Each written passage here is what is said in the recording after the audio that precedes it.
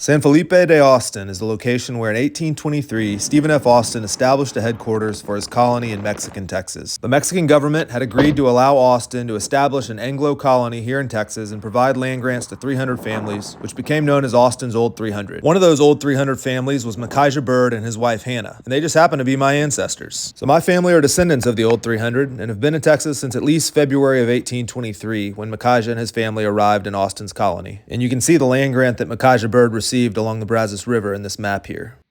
The Colonial Land Office was headquartered in the town of San Felipe, and Stephen F. Austin assumed an active role in its operation along with the land commissioner, Baron de Bastrop. So any Old 300 families would have spent time here getting approved and processed for their land grant. By the fall of 1825, the total population of Stephen F. Austin's colony was 1,790, and most of the Old 300 families had arrived at that point. 69 of the original families in Austin's colony owned slaves, and there were 443 enslaved individuals in that colony population number. There were also another 10 or so Tejano families living in San Felipe at that time that were born and lived in Mexican Texas long before the Austin colony. My ancestor Micajah Byrd died in 1830, 6 years before Texas gained independence from Mexico. After the fall of the Alamo in 1836, the town of San Felipe was intentionally burned to the ground during the runaway scrape to prevent the Mexican army from using the resources. And after Texas gained independence, the town of San Felipe really never returned to the glory that Stephen F. Austin had initially envisioned when he laid out the plans for the colony.